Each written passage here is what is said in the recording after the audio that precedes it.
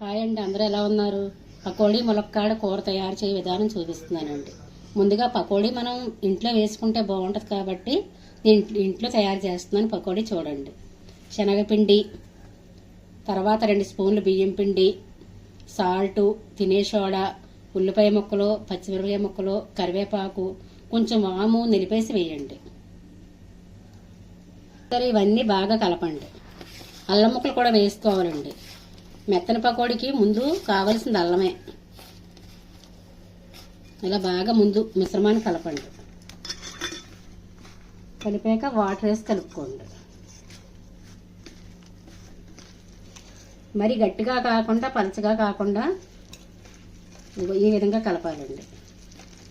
గట్టిగా కలిపామంటే పకోడీ కరకరలాడేస్తుంది.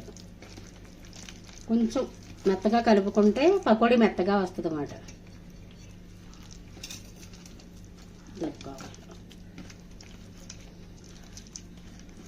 చూసారండి, ఈ విధంగా కలుపుకోవాలి. చూసారా, ఇలా వేస్తుంటే ఈ విధంగా రావాలి. చూసారండి, పెనం పెట్టాను, ఆయిల్ వేడెక్కిందండి. పకోడీ వేస్తున్నాను చూడండి. ఇలా కొంచెం చెయ్యి తీసుకొని ఇలా అనుకోవడం ఇంకా.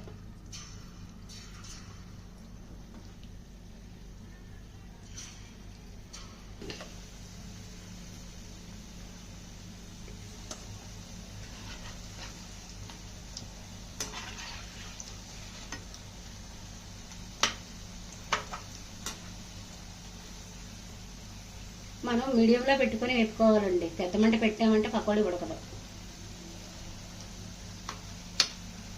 చాలా సింపుల్గా అయిపోద్దండి. ఇదిగోండి, ఏగిపోయిందండి, తీసేస్తున్నాను చూడండి ఒకసారి.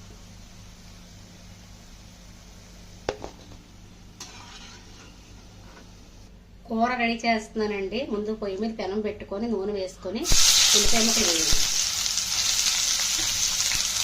ఈ కర్రీకి పచ్చిమిరపకాయ వేయక్కర్లేదు, ఎందుకంటే మనం పకోడీలో ఆల్రెడీ వేసి ఉన్నాం కాబట్టి.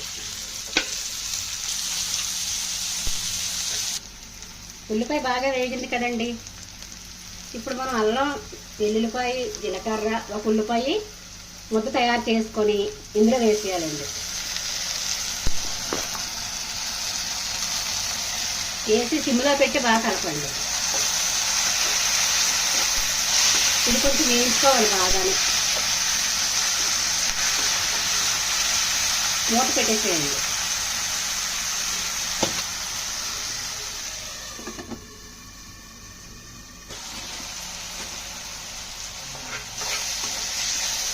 ఇది బాగా వేగిందండి.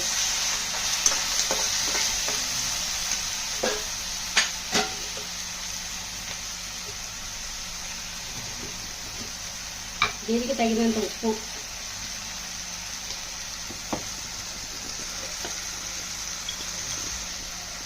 తగినంత కారం,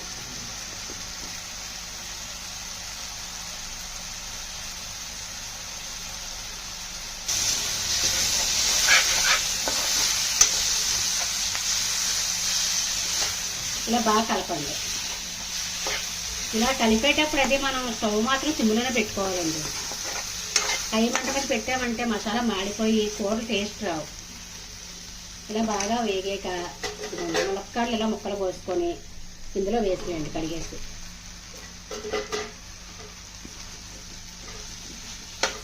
ఇలా ఇలా బాగా కలిపి ఒక 5 నిమిషాలు మూత పెట్టేసేయండి.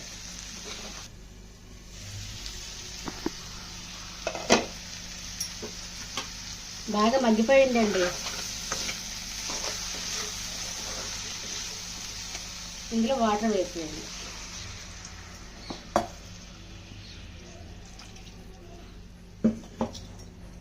ఒక 1/2 లీటర్ నీళ్ళు పోయండి. మీకు సగం ఉడికాక ములక్కాడ ఉడికింది లేనిది మీకు అర్థమవుద్ది కాబట్టి దాన్ని బట్టి పడితే ఇంకొంచెం నీరు వేసుకోవచ్చు.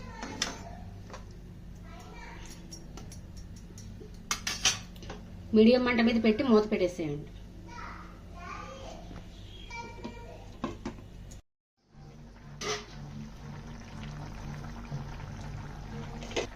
చూసారా, ములక్కాడ మెత్తగా అయిందండి. ఇప్పుడు మనం తయారు చేసి ఉంచుకున్నాం కదా పకోడీ, ఇది ఇందులో వేసేయండి. ముందుగా వేయకూడదు, ముందుగా వేసామంటే అది పేస్ట్ అయిపోతుంది. ఇలా పకోడీ మొత్తం ఉడికిపోయాక వేసి పెద్దమంట మీద ఒక 5 నిమిషాలు ఉంచండి. ఇలా నెమ్మదిగా కలపాలి. చూసారండి, రెడీ అయిపోయింది కూర. ఇంక ఇలా ఉండగా దించుకోవాలండి, ఎందుకంటే ఈ మిగిలిన గ్రేవీ పకోడీ పీల్చేస్తుంది అన్నమాట. ఎప్పుడైనా సరే ములక్కాడ మెత్తగా ఉడికాకే పకోడీ వేసుకోవాలి. ఉడకకుండా వేసామంటే తర్వాత మనం ఎంత ఫ్రై చేసినా అది ఉడకదు ఇంకా. సరే అండి, ఉంటారండి మరి.